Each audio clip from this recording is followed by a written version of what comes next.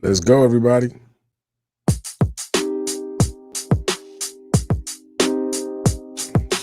Wake up, everybody.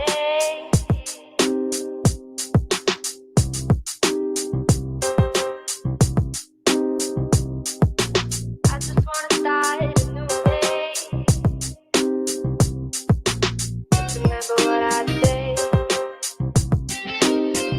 What's up? What's up? What's up? It is August 30th. It is Monday. It is 8 p.m. And this is Den City Tonight. I'm Frank Dez. What's up? We're back after a little bit of a hiatus. How y'all doing? I hope you're doing well. I hope everything has been great. August is a crazy month for my family. It's so busy. Whole lot of stuff going on. A couple of things to talk about. And I'm just glad to have you guys back. I hope you guys have, a good time for the next 45 minutes or so. And you stick around to talk about a couple of things and maybe even call in if you like. But once again, it's Den City Tonight, episode 12, season 2. Episode 12, season 2. How y'all doing? Oh man. Yeah, it's been a couple of weeks. It's been about 3 weeks. The last time I was on, we had Alara Rodriguez, and yeah, she was the last guest I had, the last show I had, and I'm glad you're back. Um, got a new set kind of going on, new things happening, and we're trying to see how that works out. So I hope that's pretty cool. Um, but yeah, like I said, August was a really, really busy month for my family. It's full of birthdays and all kinds of stuff. So it's got my birthday on the 4th, my sister's on the 13th, my daughter's on the 22nd, my wife's on the 28th. So it's like every week there was another birthday, another event to do with family. So it was very important that we all got to spend that time together. Um, my sister had her 70th birthday party. Birthday party, that's right. It wasn't like 70, like blow out the candles. It was a 70th birthday party that I got to DJ. Her whole backyard was done. It was a real, real nice event. My sister 70 probably looks like she's maybe like 50, maybe, but all my sisters age very, very well. I'm hoping that I do as well. But it was a great time. And then my daughter had her friends over for her birthday weekend, and we did the pool thing, as some of you may have seen on my social media. And my wife and I did a whole dinner on the shore, and it's been a great weekend for me. I had a fantastic birthday as well, so it's just been a really, really busy month, fun month. Um, but also in the actual world, a crazy month. Kind of a lot of stuff going on, man. A lot of things happening in the world, and many of it not good. Much of it not good. Much of it not good. Maybe I'll have an English course. Have someone who's an English specialist come on the show and help me sometimes with my vocabulary and my grammar. But yeah, definitely a lot to talk about, man. Well, let's start with some good stuff. Let's start with something that's pretty cool. My Yankees, my New York Yankees, they just came off of a 13-game winning streak. They have lost the last 2 games to the Oakland A's, but they racked off a 13-game winning streak, just blowing everybody out. Um, Unfortunately, the Tampa Bay has also been doing their thing, so we didn't gain any ground on the first place team, but we did, kind of get 2 games up on the wild card. Got other teams that behind us. Boston's behind us, so it's looking pretty good. As long as we can keep it up and stay pretty consistent, we should be good. We should be good. Um, but I want to talk about two things in particular that have um, really taken on a life of their own. I mean, in our country right now, we are so alienated into groups. There's such a tribe mentality right now. You're either on the right or the left. You're on the vaccines or not the vaccines. You're, Trump or you're Biden. It's just everything is so separate, and it's getting to the point where nothing can be discussed without it becoming some type of divisive, commentary. I need water for this one, yeah, definitely. But you know, well, one more thing before I get to that. Before I get to that topic, let's talk about something that's actually coming out in Christmas time, because this is definitely a big segue. But even this sometimes gets very divisive, because you have the people on one side and some people on the other when it comes to this particular brand, which is Marvel. The next Spider-Man movie is coming out 12/17. It's called No Way Home. And if you follow all the characters and you follow all the possibilities of the comic books, there's something called the multiverse. And the multiverse is when you break into, I guess, the cosmics, and it shows you there could be so many different outcomes and so many different potential realities. If you mess with that, sometimes it can be a problem. So this new version of Spider-Man, if you looked at the last one, he was exposed, and they Mysterio told everybody what his identity was in the middle of Times Square. So he kind of freaked out, and that caused him to, in this trailer, visit Doctor Strange to see if he could do something about that. And what he does is he tries to make everyone forget who Spider-Man was, and that causes a whole bunch of shit. And it causes the recurring of a couple of characters from previous movies.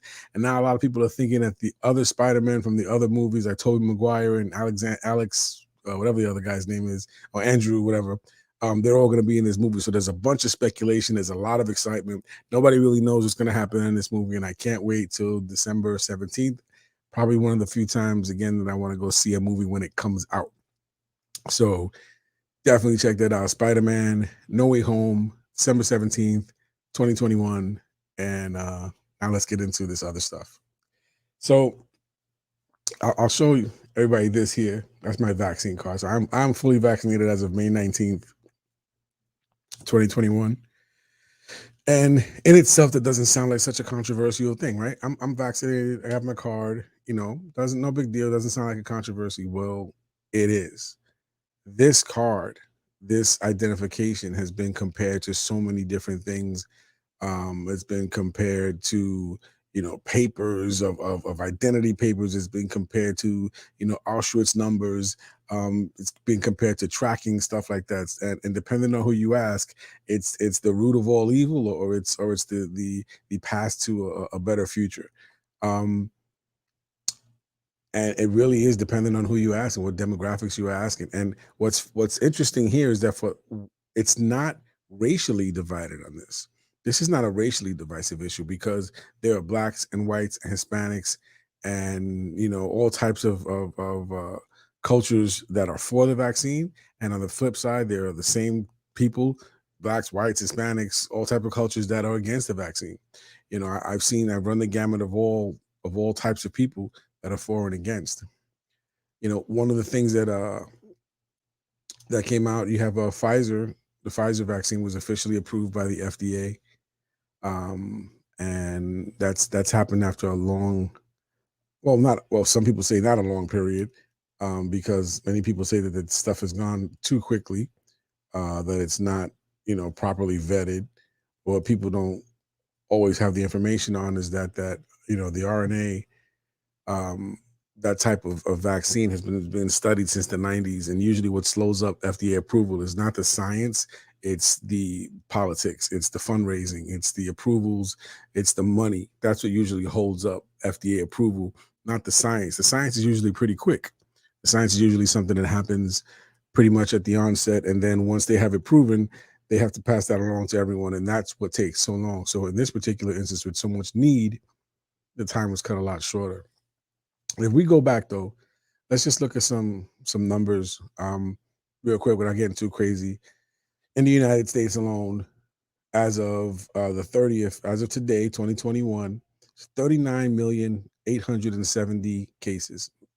Let's just say 40 million. Let's round it off, say 40 million cases, 655,000 deaths, and over 30 million recoveries. Just say 31 million recoveries.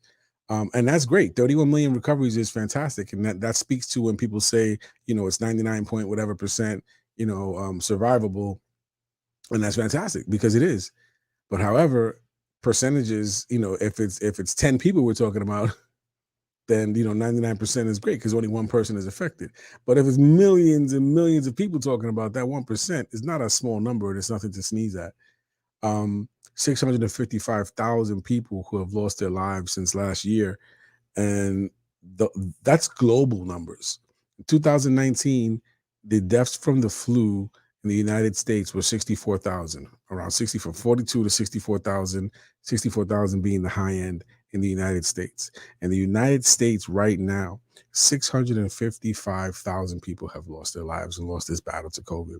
And even if you want to say where did the flu go, what happened to the flu?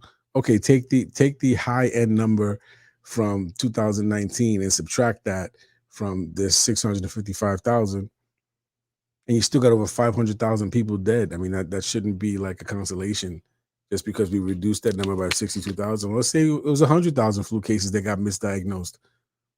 Still got 500, 400,000 people. I mean, that that is not normal. That is not something that we should be like trying to use as a way to say how this isn't so bad. You know, Mr. Trump, our former president, was booed. I think it was Alabama. He was doing his. I forget the state he was in, but he started to try to talk about, we should take the vaccine. I've taken the vaccine, and he got booed. He got booed by his people, which goes to show you how ingrown and how much people have been consumed with being against the vaccine that even the guy who was their rallying person, his support system, his people, his movement, they still don't want to hear even him talk about it. So it's like a monster that's been let out of the bag. It's Pandora's box open and people are just running with it. And it's getting really crazy because even on TikTok now, you got people talking about not just talking about being against something. I believe that everybody has a right to voice their opinion and to say, I'm against this. I don't feel that this is necessary. I don't trust it. And this is what I'm basing it on. I'm basing it on this research that I've read. I worry when people base things upon just what they heard from the next person. No real facts, no real, numbers, no real research, just, you know, pure speculation on something that's based on a lot of fear and a lot of confusion and a lot of misinformation that have been given to us by the people we're supposed to be listening to. A lot of government, you know. It's just crazy. I was on TikTok. On TikTok, and you got people that are leaving posts there talking about there's going to be a bloodbath because we have our guns and nobody's coming to make us wear masks and nobody's coming to do this and the other. And if we want to go out in the streets and take care of what we got to take care of because the military's not here to do their job. Listen, that's not the military's job. If the military gets, if the military were deposed into the states, it would be something that nobody wants. Nobody. That's martial law. That's absolutely crazy and unnecessary.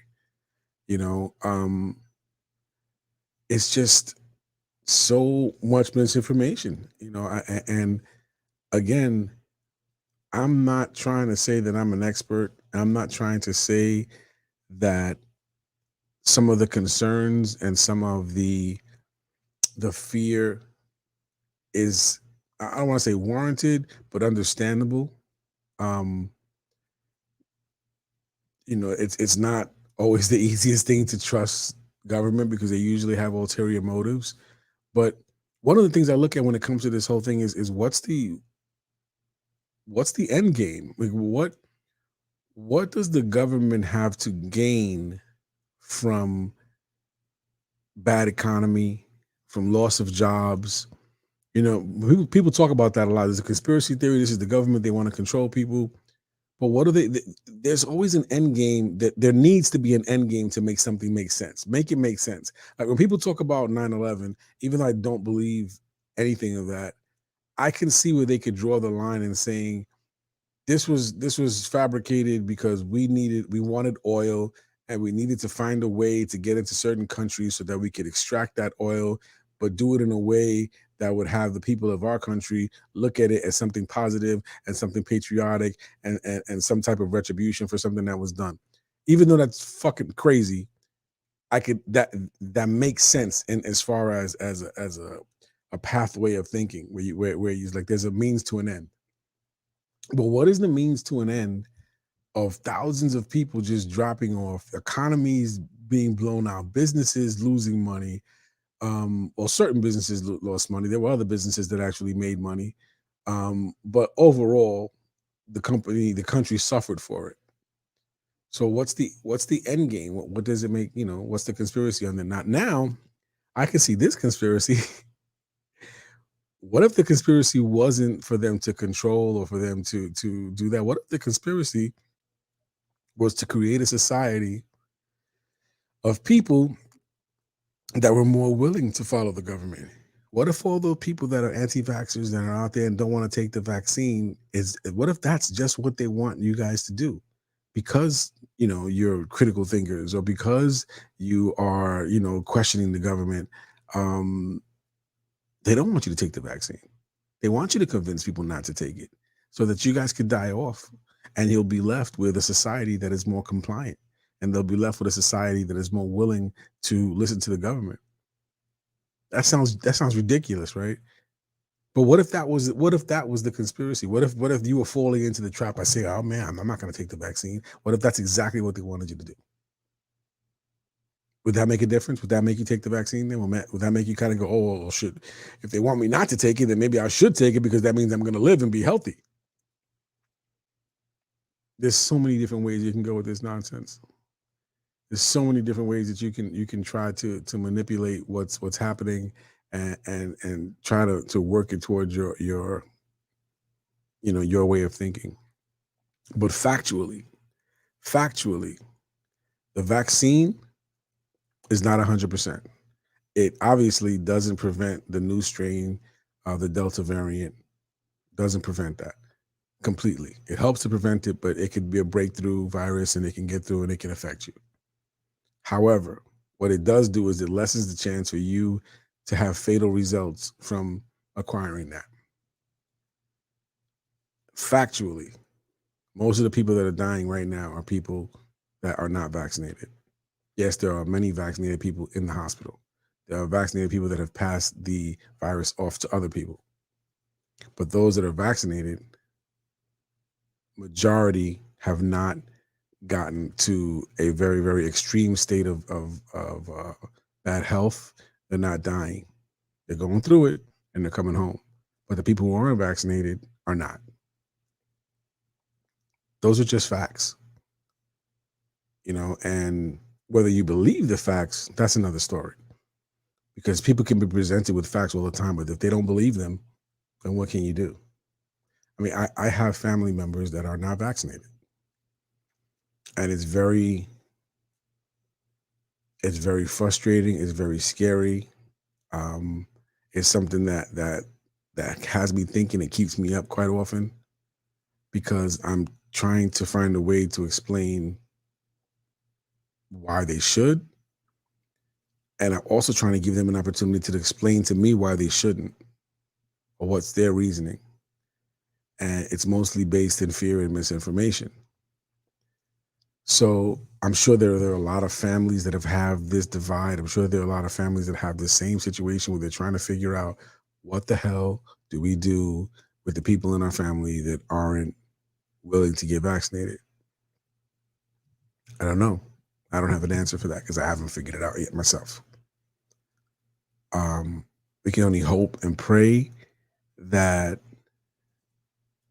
they do come to the decision to do that, or if they don't, they are taking the precautions and they're taking the necessary steps to keep themselves and others safe. That's all we can do at this point. If you really truly believe that this is not something to be done, then I hope that you are taking the precautions to keep yourself safe, your family safe, and other people safe. This is not over yet by any means. And it's crazy. It's crazy that this isn't over yet. I mean, we have there is a treatment that has worked. It's I think the company is called Regeneron. It's a what I forgot. I can't pronounce this sometime. Mono mono mono monoclonal antibody treatment. Basically, it's monoclonal. That's it, monoclonal antibody treatment, and that has been very helpful in the treatment of people who have gotten COVID. Um, what's interesting is some of the states that are now heading with new cases, like Florida and Texas. There's been some speculation, and I can't say it's fact. I can't say that that is completely factual. I've done some reading on it, but there are indications that some of the officials in those states, government officials, governors, are actually invested in Regeneron. And not to sound ghoulish, but some of them have making money on their investments because the Regeneron is being used more frequently to treat patients that are coming down with COVID. So you sit there and you go, man, it would be really, really monstrous and evil if an elected official was actually wanting people to get sick so that they can make money on their investment. I would hope not, but who knows? Again, see, and I even have me now, going through these motions and creating these theories and creating these potential conspiracies. It just gets to be so much. Part of me taking time off this month was that there was just a lot of stuff going on, and I just wanted to be with family, and I wanted to have that opportunity to experience that and just be with them. And I think that we all as a people really need to get back to what is truly, truly important. People are talking about their freedoms being taken away. People who have never really understood what it's like to not have freedoms are running around talking about, oh, my freedoms are being taken, which I find very annoying, and very, very ridiculous. People are running around talking about, this is comparisons to, what happened to the Jews in Germany, which I find distasteful and disrespectful to the memory of the 6 million people that were killed during World War II because of their religion and because of their ethnicity, who were burned and gassed and buried, and women and children that, and comparing wearing a mask and getting a vaccine to what happened to the Jews in Germany is absolutely ridiculous and disgusting. I would say that unequivocally. Anybody who would tell me differently, I dare you to tell me differently, because you are not going to desecrate the memory of those people by comparing it to trying to take a vaccine to stop the spread of a killer virus. It's ridiculous. Now, do I think that it's correct or right? I think one of the problems we are the people who are pro-vaccine, if you want to call it that, is I don't think you should talk down. I think that the whole talking down to people, or insulting their intelligence, or calling them stupid, even though that may be what you feel, it never helps. That never helps anybody going through that process of trying to talk down to someone, then expect them to come. They're going to come around as soon as I finish calling them an asshole and a jerk and an idiot and a moron, and right after that I'm sure they're going to be like, you know what, you're right, I'm going to do what you say. That's not going to work.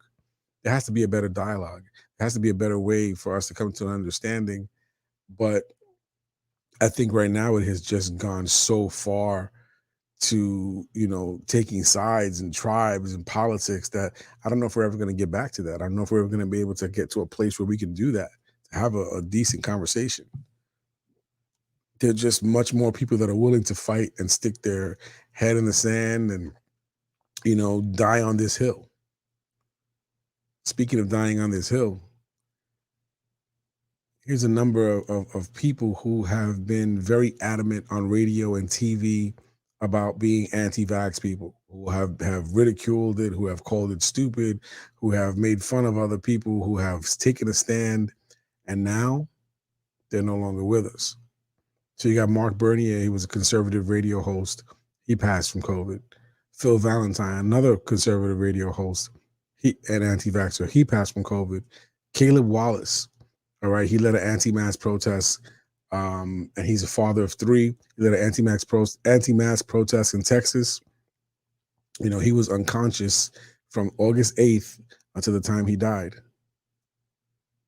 Captain Joe Manning, 57 years old, of Wayne County Sheriff's Office, he died.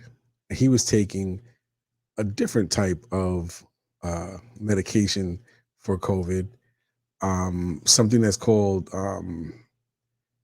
ivermectin. Ivermectin is a anti-parasitic drug that is used in livestock, horses, cows, and it's an anti-parasitic drug that takes care of the intestines and cleans them out if there are any parasites. And people have been using that to treat COVID. Now, you'll hear people say, "Oh, but this has been prescribed for humans." It has been prescribed for humans in very, very, very specific cases, having nothing to do with the respiratory system, having nothing to do with your lungs, having nothing to do with your respiratory system, your throat. It's been intestinal. And if you know about COVID, it's not intestinal. It has to do with your respiratory system, your breathing, your heart. So everyone has been saying, please do not use this medicine, and especially self-medicated. So what's happening is people are going out and they're buying this stuff on their own and they're just taking it. Like Captain Joe Manning, who was taking this ivermectin, and he's dead now. You got Dick Farnell, another talk show host in Florida, conservative anti-vaxxer, dead. Todd Tucker, another talk show host in Oklahoma City, dead. You got Dr. Jimmy D. Young, a Christian radio host, also dead. David Pack, 56-year-old man, no health issues. He managed a club in North Yorkshire, and now he's dead. And now his family is online begging people to please go take the vaccine.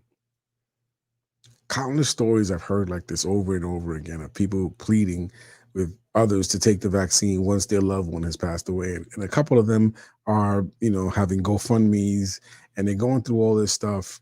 Going back to the guy, Caleb Wallace, the guy who led the anti-mask protests in Texas. He leaves his family. He's a family of three, married father of three. What hill do you choose to die on? What is your claim when you look back, or people look back on your life and they say, well, this guy died for his family. Did he? Did he die for his family? Did he die for his rights, or did he die based on a lot of misinformation? He died basically from the thing that he didn't think he was going to get. And because he didn't take the precautions that have been left out and have been presented to us as a people to help to prevent that, he caught it and he died. He left his family probably ill prepared for life, because that's the hill he chose to stay on. That's the sword he chose to fall on. I don't understand. I understand fear. I understand questioning. I just don't understand blind ignorance and an unwillingness to look at factual data. We are so separated. We are so locked into this. The other side is trying to get us. And let me tell you, it's on the liberal side too. It's on the side. I see people rejoicing in people dying. I see social media where it's not about like, Mark Burns, your conservative radio host, passed away from COVID. It's like, Mark Burns, your conservative radio host, passed away. It's like, why are you rejoicing in that shit? It's not fun. It's not funny. These are people dying, and dying unnecessarily. So even if I think that you're completely wrong, and even if I think that you're a little bit bat crazy, I'm not going to rejoice in your death. I'm not going to rejoice in 3 kids being left fatherless or motherless. You can't do that, because then you look just as horrible as a person making fun of you, or chastising you for taking a vaccine, or calling you a sheep. You look just as bad when you're rejoicing in the fact that they were wrong and it cost them their life. There should be no rejoicing in that. Nah, shouldn't be. So what do we do? What do we do from this point? How do we get to some sense of Normalcy. How do we get rid of this freaking virus that keeps manifesting into something new? It keeps, if people don't understand about viruses, every time that they go to someone else, it gives them an opportunity to become something else. They mutate. And every time they get a new host, it's the possibility of them mutating into something stronger. So the longer we give this virus people to transfer to and to inhabit, the more possibilities and the more different variations of this virus we're going to see. We are going to see, because that's what viruses do. And especially when there's a virus that realizes that when it goes into certain people, oh man, there's this little vaccine that they have. There's this little medicine that's trying to kick my ass. I got to figure something else out. So when I get to the next person, I'm going to try to make myself stronger. And if you understand vaccines, you understand that that's what they do. They try to find a way to beat whatever it is that's trying to kill them. And if they keep getting new hosts, they're able to do that. It's able to do that.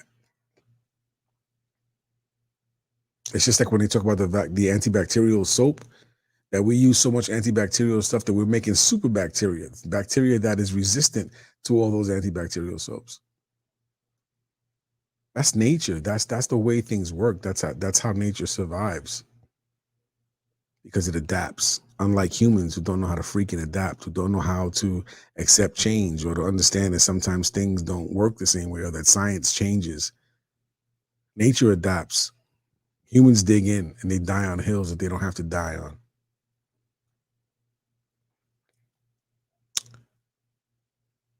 Andrew Cuomo has resigned as governor of New York State. It's been a few weeks since that happened. And the lieutenant governor, and I apologize for not knowing her name, she is now the acting governor. But he did not go quietly, or he went somewhat quietly, but he went defiantly, not really apologizing for what he was accused of, 11 different counts of sexual assault, or he didn't admit to that. He didn't cop to that. He didn't apologize for that. He said that it was time for him to go, that it was the right thing for him to do. Basically, I guess out of some, code of making sure that the transition is okay, that there wasn't a distraction. But he didn't say, I'm sorry that I did what I did. So you take that for what it is. Another story, another big story. Afghanistan, after 20 years of being in war in Afghanistan, we have decided to pull out our troops. We've decided to evacuate all Americans, and we thought it was going to be easy peasy, and it was not. And that is on the current president, because he misread the lay of the land. He thought that the Afghan government and the Afghan army that we have trained for the last 20 years was going to be able to handle our sudden pullout, even though it wasn't sudden, but they were not. They laid down their weapons and they gave up to the Taliban, who basically took over the country and are now, basically terrorizing the land. But does this fall on Biden? This particular thing does, yes. But does this fall on our previous president? Absolutely. And why do you say that? Because I just don't like him? No, that's not why.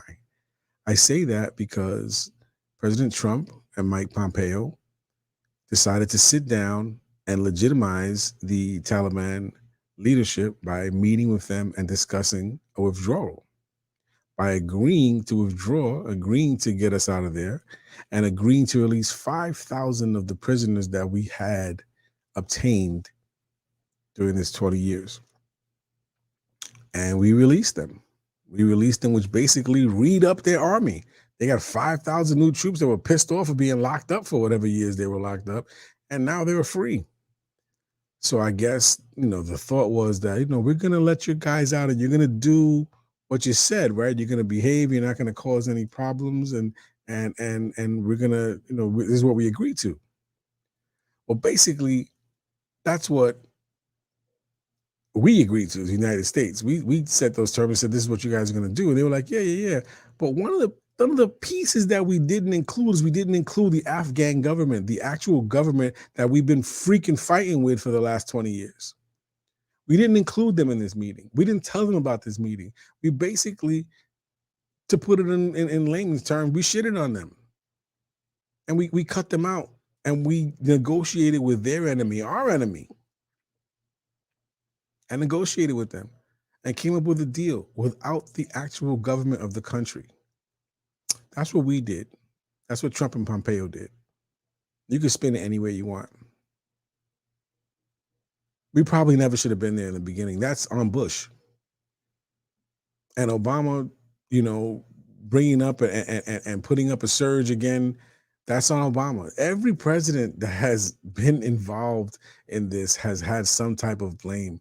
But this particular situation, we had to get out of there. We had to leave.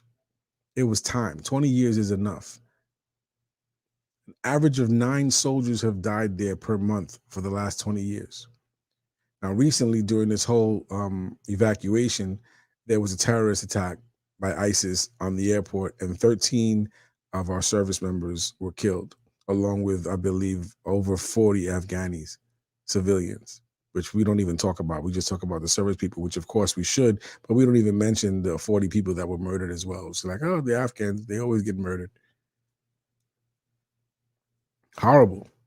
And so many people have been posting about it, and so many people have been making issue about it. But you know what? I didn't see these posts for the last 10 years.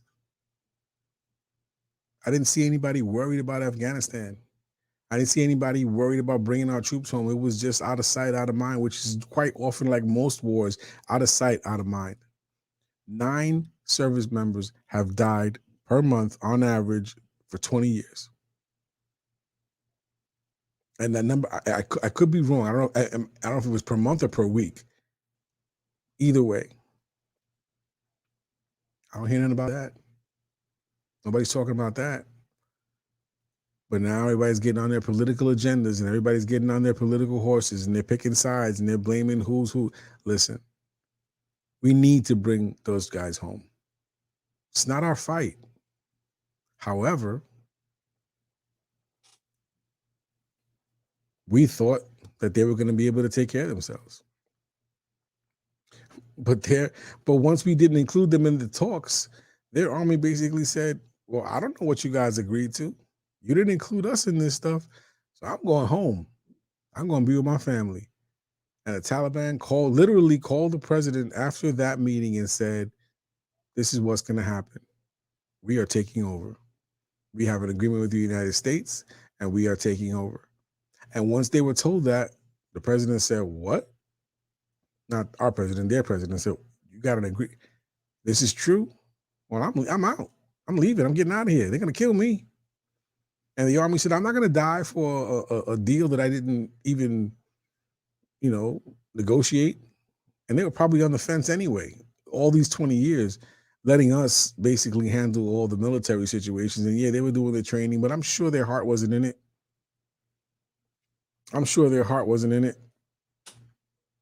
Because if it was, they would have put up some kind of fight. But now we're out, still about 300 Americans left there. And, people on one side are saying it's all Biden's fault. He's sleepy Joe, sleeping on the job, Then Biden goes and he has airstrikes after the terrorist attack on the airport that killed 13 and 40 Afghanis. He goes back and he does airstrikes and he kills 2 of the leaders of the ISIS group that were responsible for this. And, some people are like, yay, fantastic. He showed that his mind. And other people are like, oh, too little, too late. Oh, man, this is just a mess, man. It's just a mess.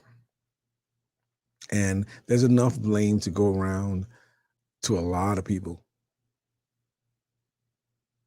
So all the Trump supporters that are trying to blame this on Biden, he has fault. He didn't read the land right. If he thought the deal was wrong, he should have backed out on it. But I'm sure he was probably like, listen, let's just get him out. But he read that wrong. He screwed up. He should have been a little more sure of how things were going to transpire. But he was also left with a mess by the previous administration that negotiated with terrorists and released 5,000 prisoners who are now, running ransack through that country. Turned their back on the government that we worked side by side with for 20 years and didn't include them in a negotiation with their enemy and our supposed enemy. Middle East is just a big mess. It's a big mess. It always has been. For the fact that several of the people that have attacked us over the years are people that we trained and put in place, from Osama bin Laden on down. And now Russia seems to be getting their hand and preparing to find a way to deal with certain things with Afghanistan. They're making certain oil deals. It, there's a change of the landscape, and I would not want to be president right now of the United States.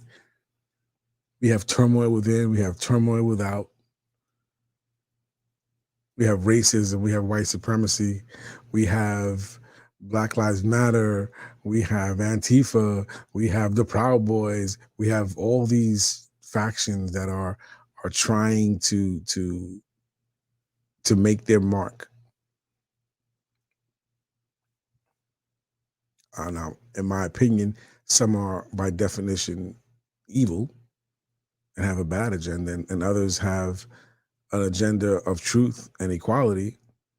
But even when you have that type of agenda, sometimes it's hijacked by people who have their own agenda. The only thing that I know is that people need to really look inside themselves and find out what's truth to them. What are they about? What are their values? What do they hold dear? Values are supposed to be something that don't change. They're intrinsic, they're internal, they're your core beliefs. Some people's core beliefs are racism. Some people's core beliefs are equality. Some people don't understand where their place in life affects others. They've never have been confronted with that. They've never been confronted with how they have what they have has affected others. There's a lot of work that we have to do as individuals, as society, communities. There's a lot of work that we have to do. We are far from being anywhere close to the ideals and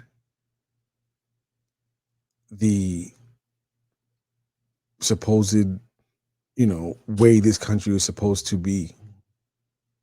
Liberty, justice for all, equality. You're far from that, far from it. And we have been for a long time. I'm not sure what the answers are over the next couple of years. I'm not sure if it's going to get worse before it gets better. I mean, the next election, you might have Trump running for president again, and I'm sure there's going to be a lot of people that are going to vote for him. I don't see any one person. There's no knight in shining armors here. There's no one that I see or that I see on the horizon that is like, that's the person that's going to bring it together. This is going to be a group effort or a group failure. You have that group project where there's that one person, that one kid that does everything, and then the group takes credit for it. That's not going to happen with this country. This is going to take an effort of everyone who has a vision of fairness, who has a vision of equality and justice and goodness. I mean, it sounds so corny, but we need some goodness. We need some good people to be together and say, we're not going to take all this negative crap. We're not going to do it. We're not going to accept it. You guys are not going to tear us down and bring us to a horrible place. We need that type of unity among the people who understand that. And it's not about name calling and making fun of people and seeing who can shout the loudest. It's consistency. It is being there for each other It is understanding that people sometimes don't understand something and need to have it explained, or that people have been taught a certain way and just need to find another way to do things. It's about people. Government ain't gonna save us. They can give us, better options. They can try to bring up programs that help people that need help, and they should do that. And it's not socialism. People need help, they need help. But people, us, me, you, our families, that's what's important. That's what's going to get us through. It's how we treat each other. There's no other way around it. I just don't know if we're going to be able to do it. And that's pretty sad, man. It's pretty sad. I don't know. But I hope we try. And I hope that we can get it right before I leave this earth. For our kids and our families and all of us that have young ones, I hope that we can find a way to get it right so they can have a good place to live. It's looking a little crazy right now. You know what I mean? Know what I mean? But I am thankful that you spent this time with me. I am glad that I'm back, and I'm glad for this new set behind me. I can change up and just do a couple of different things, and some of my themes will be, in the background. You'll know what I'm talking about during. You'll know it'll match my theme for the week. We will be back next week. And I'm going to try and see if I can get my guests together to start getting some people on here so they can tell their story and share their visions and share their expectations and successes and failures. Because we all have the same things. We all have successes and failures and expectations. And I like to give people that, want to share their story a chance to share it on Den City Tonight.